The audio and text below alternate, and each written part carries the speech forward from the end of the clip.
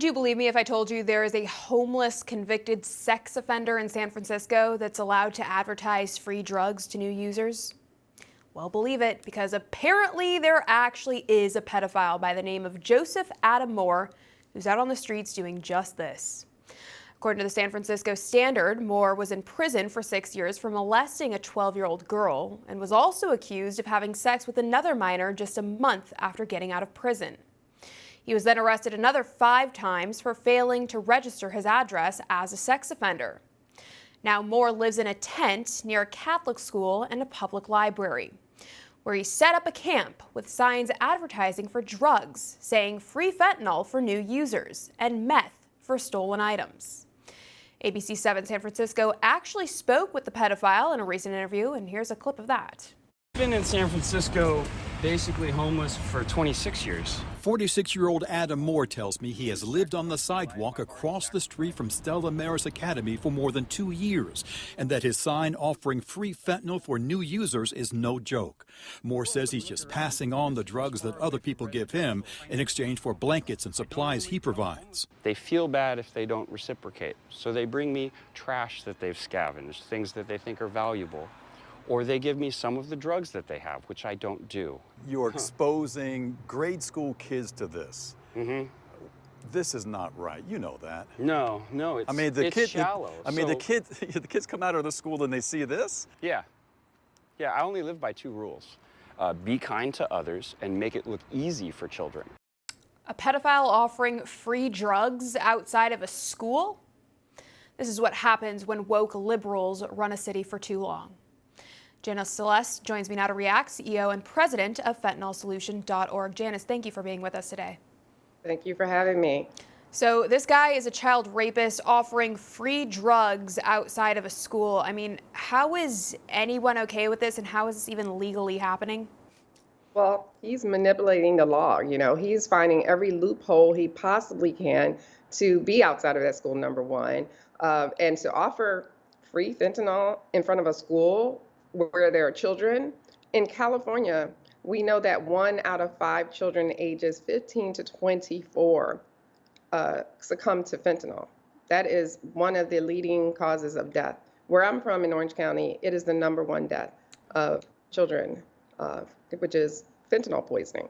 So for him to do that is a slap in the face of every parent who has lost a child to this lethal substance. And I'm sure the police can find some loophole of their own to actually put him in jail or to remove his encampment, which shouldn't be anywhere near that school.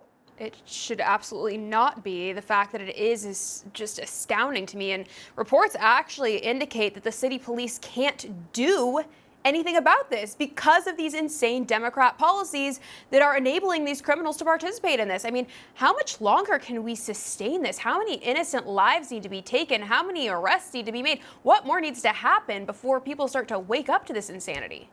Well, here's the thing. The issue with fentanyl, it affects everyone. It is a nonpartisan issue. You have Democrats, you have Republicans all fighting to get this stuff off of the street. And it needs to happen, and he is at the minimum a nuisance, a public nuisance. I would like to see the police get together and actually remove this gentleman because he obviously has some mental issues that need to be addressed.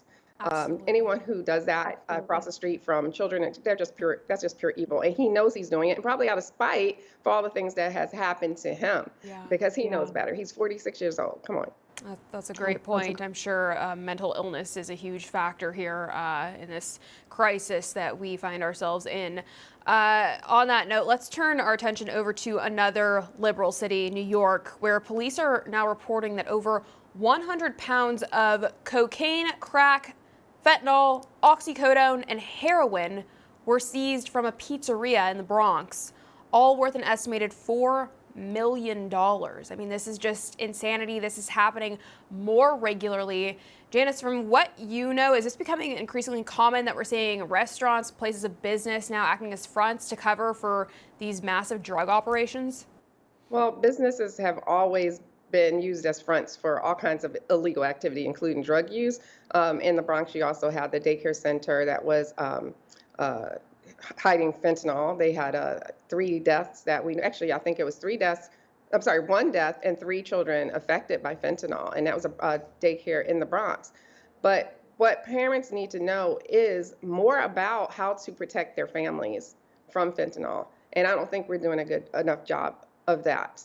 We need to tell them, just like with COVID, how to make sure your children do not succumb to this, how to avoid it, what to look for. Every parent should have naloxone, which is known as Narcan, right? People know that, in their first aid kit and in their car, because they could be a first responder when someone is overdosing or even a poisoning. And we know that poisonings are the #1 cause of death with fentanyl. Most people don't even know they're getting it or having it or taking it. It's usually in a fake pill like Oxycontin or Percocet. They look just like the real pill, right? But they are taking it thinking, they're getting it from a friend. Usually it's safe. If I say I want to stay up late studying, my friend might say, oh, okay, take this Adderall. We don't know where they got it from, and they succumb to it. So yeah, businesses like this, it's pretty typical of drug dealers to use whatever they can as a front. And fentanyl is just a new monster in the scene today that we've never seen before. It is 50 times more potent than heroin, 100 times more potent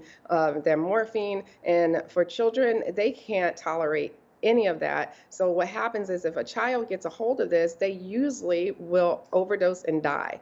And if you don't have Narcan there, we can't save them. And we need to get to them within the first 8 minutes or so to use that sort of reversal agent. Yes, absolutely. It is becoming such a massive issue, and I truly hope more parents are waking up to this very bleak reality. People need to be prepared. It's becoming more common. I hear about them nearly every day working in the news. It breaks my heart. I think it's quite evident also Biden's open border policies are also inviting this all into the country. I think people should be outraged. I think people need to get involved and take action.